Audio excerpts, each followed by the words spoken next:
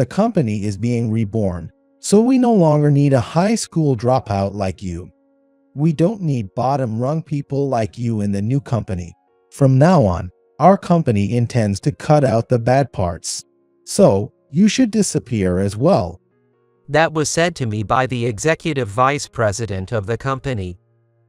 He is a big believer in educational elitism and seems to have been displeased for a while about having a high school dropout like me in his company.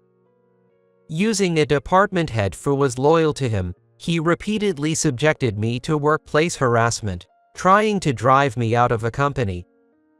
I agree, it's time for a refresh. The executive vice president looks surprised at my words. It appears he assumed I would just quietly leave the company. But there was another meaning to my words. The next day, the executive vice president would come to regret what he had done for the rest of his life. It was the summer when I was in 3rd grade. My family went on a trip during the summer break, but the freeway was very congested, and our car was involved in a pile-up accident. Fortunately, I only had minor injuries. But when I woke up, my parents were already gone from this world. Still carrying the grief of losing my parents suddenly, I was taken in by a stranger relative. But then, "We can't afford for you to graduate high school," my uncle said bluntly, denying me the opportunity to continue my education. Looking back, there must have been some money left by my parents. At that time, I was just a naive kid and accepted it as it was. This relative was a particularly mean person, often making comparisons between his own children and me, and it wasn't unusual for him to do such unreasonable things. Consequently, I didn't graduate from high school and started working right after dropping out of high school. The job was at a factory, introduced to me by my relative. This company was notoriously exploitative, and they overworked me because I was the youngest. It's likely that my relative had fed them some story about me. "He's a fool and knows nothing, so you can work him hard." That's something my relative would say. Now I think about it and wonder how they could do such things, but back then, I didn't have the luxury or the knowledge to think that way. I worked tirelessly every single day. However, that routine came to an end one day. A client of the company came to tour the factory unexpectedly. The site was thrown into chaos. I was working as usual. "Is that guy really young, or is he just a temp?" A sharply dressed person asked the factory manager. "Well." The factory manager, who had been exploiting me, answered evasively while breaking out in a cold sweat. Suspecting something from the answer, the suited person came over to me and started talking. "Hey, you're an employee here. Oh." When he turned to face me, he looked incredibly surprised. "Are you by any chance Yasmin's son?" Yasmin was my mother's name. But why would this person know my mother's name? Later, I was taken to a separate room and asked for details. During our conversation, it turned out that this person was my mother's brother. In other words, my uncle. "You look just like my sister, Yasmin. I thought she had come back." Indeed, I did resemble my mother, and often got teased for having a feminine face. Then, my uncle, David, revealed a shocking truth I hadn't known. My parents had eloped. My mother's family was very strict, and they had opposed her marrying my father, who was an orphan. In defiance of her family, my mother had run away from home. Afterward, she married my father, and that's when I was born. I never heard about my grandparents from my parents, and since I had always been this way since I could remember, I never questioned it. Unlike other kids, I thought I had no grandparents or close relatives. Meeting like this must be some kind of fate. How about you come live with me? I was surprised but nodded in agreement to David's proposal. After getting a job, I had been kicked out of my relative's house and had been living a lonely life. Even when I came home exhausted, there was no one waiting for me. I was tired of that kind of life. Later, I officially became David's adopted son. David was very kind and became like a second father to me. He taught me all sorts of things, given how naive I was about the world. Eventually, I came to understand that the company where I had been employed was extremely toxic, and the way they treated me was indeed workplace harassment.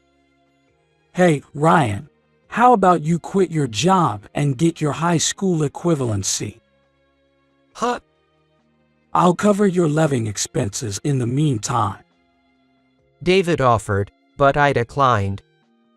I do want to get my high school equivalency eventually, but I want to pay for it with money I've earned myself.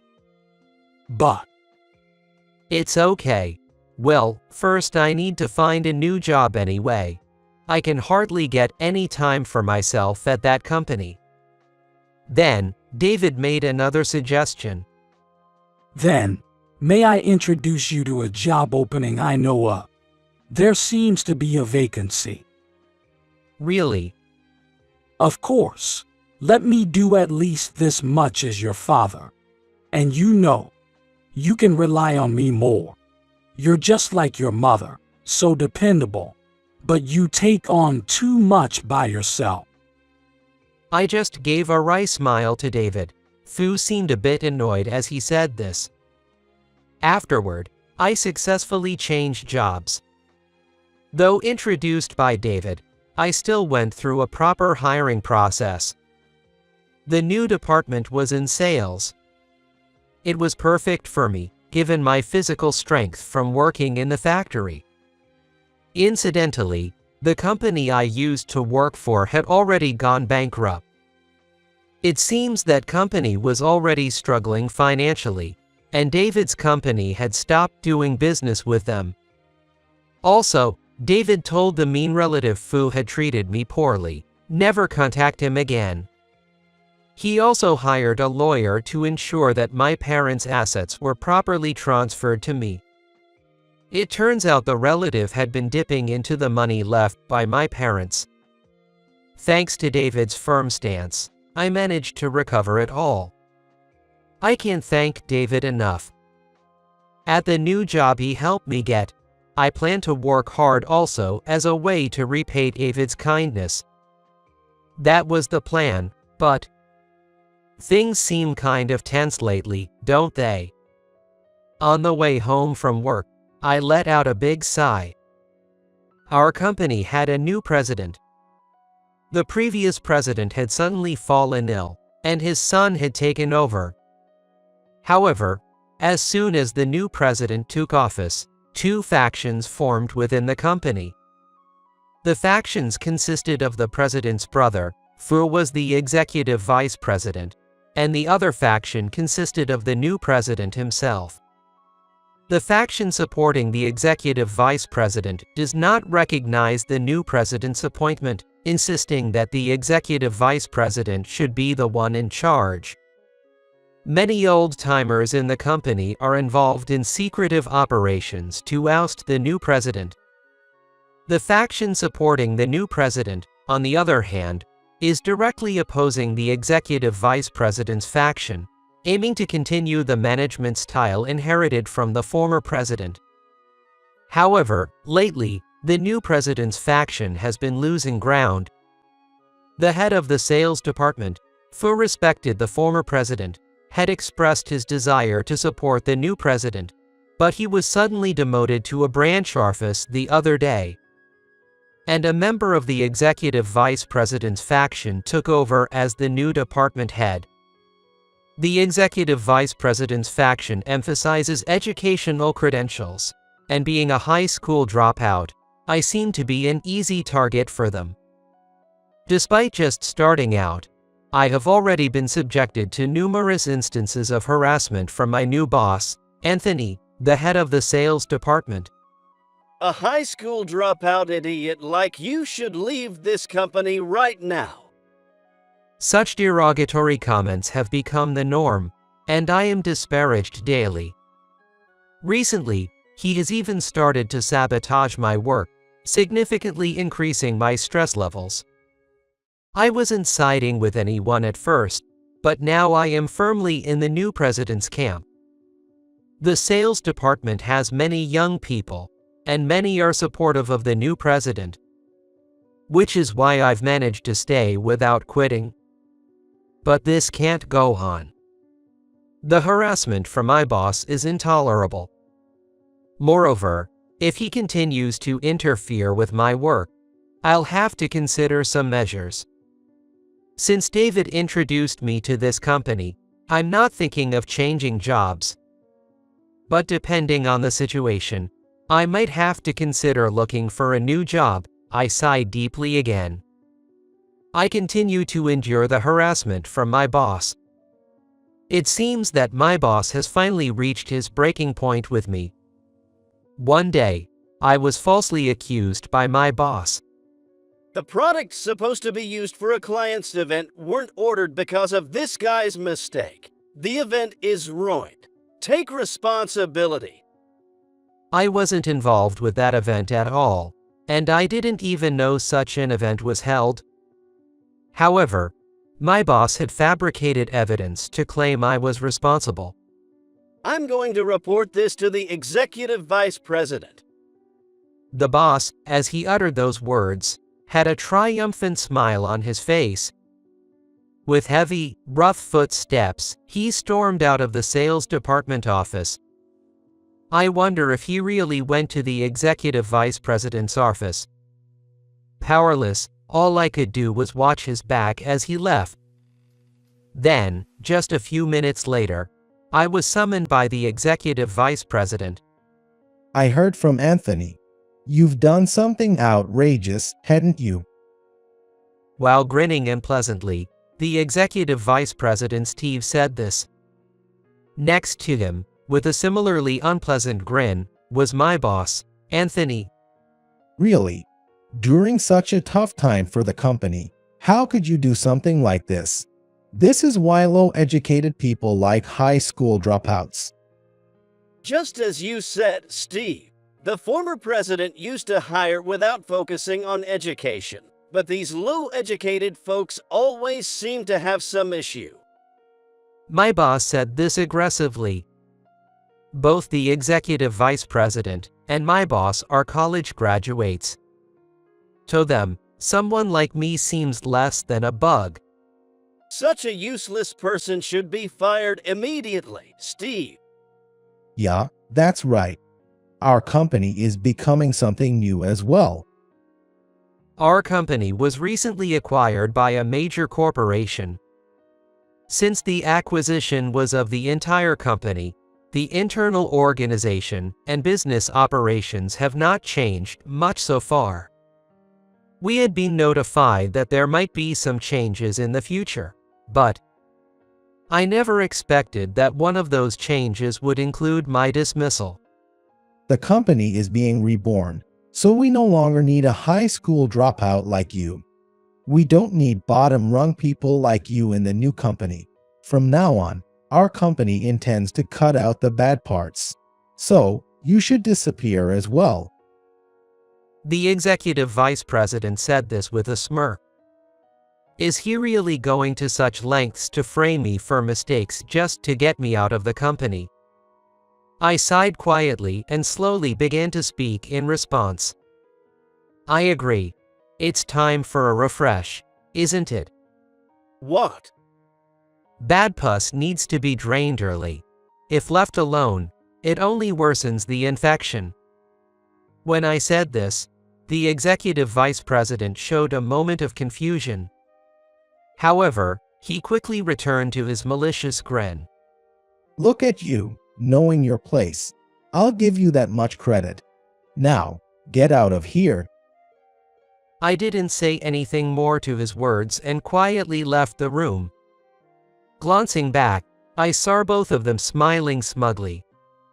They seemed very pleased that I was leaving the company obediently. It seems there's been a misunderstanding. My words did not reach the two of them as I had closed the door behind me. And the next day. Good morning. Despite being told by the executive vice president that I was fired, I showed up for work as usual, which made Anthony's eyes pop out in surprise. Why are you here? You were supposed to be fired. Me, fired? Yes, you agreed to it, didn't you? Oh, I see. There has been a misunderstanding. I didn't agree. What needs to be refreshed isn't me, it's you guys. With that, I walked away from the sales department office. Where do you think you're going? To the president's office. Perfect timing. Please also have you come, Anthony. There's something important we need to discuss. Something important? What could you possibly want to talk about now? When I arrived at the president's office, I knocked and opened the door. And then, All executives are fired. there, the president and all the company's executives were assembled. And the one announcing the firing was none other than David. This company had been recently acquired by a major corporation, and the head of that corporation was David. David came from a family of elite business managers on my mother's side, and he was exceptionally talented. Still in his 50s, he was already at the top of a major corporation. I was introduced to this company after David decided to acquire it. That company is becoming part of our group, so it'll be easier to understand the situation. For me, it's comforting to have Ryan nearby. However, after the acquisition was finalized, the president fell ill and the company was thrown into chaos. Since this company is also David's, I had been reporting the situation inside the company to him regularly. David didn't just take my word for it, but started an investigation using his subordinates. He was preparing to oust the executive vice president's faction when suddenly I was called by the executive vice president and told I was fired. When I reported this, David was angrier than I'd ever seen him. How dare they do this to my son? Then, he decided to come to our company himself to settle things. All executives are fired. We can't possibly accept that. The executive vice president retorted, pale-faced, to David. However, David glared back fiercely. We don't need executives who engage in misconduct. Steve, it seems you've been doing whatever you want in this company as the executive vice president. As he spoke, David presented numerous pieces of evidence of embezzlement by the executive vice president. It appears that only the executive vice president's faction was involved in this embezzlement, and the president's faction was unaware. I said all executives earlier, but I'll correct that. Any executive involved in this matter will be fired. But, please wait. Silence. I won't listen to excuses. Anthony, the head of the sales department next to me, also understanding the situation, turned pale. How could this happen? Yo, that man is my father. Well, actually, he's my uncle. I've reported everything about you to him. What? David said he can't forgive those who harassed me. I suppose some action will be taken against you too, Anthony. Then Anthony's face turned from pale to furious. This is all your fault. How dare you set us up? He shouted and lunged at me. But David stopped his arm. Don't lay a hand on my son. Don't make me angrier. Yikes. Receiving the full force of David's presence, Anthony let out a pitiful sound, and he started trembling pitifully. Afterwards, all executives from the executive vice president's faction were either fired, demoted, or transferred to branch offices. Steve, the executive vice president, was dismissed for embezzlement. Anthony, the head of the sales department, was demoted and transferred to a remote branch. The president's faction faced no repercussions. Your father, the former president, was very good to me. I have high hopes for you as his son. The new president, hearing this from David, nodded firmly. With the executive vice president's faction gone, the atmosphere in the company greatly improved, and the employees worked freely and happily. The fact that I was the son of the top of the acquiring company was kept quiet by the new president. Thanks to this, I can work freely and vigorously. I plan to continue working hard in this company to repay David, who has been like a real father to me.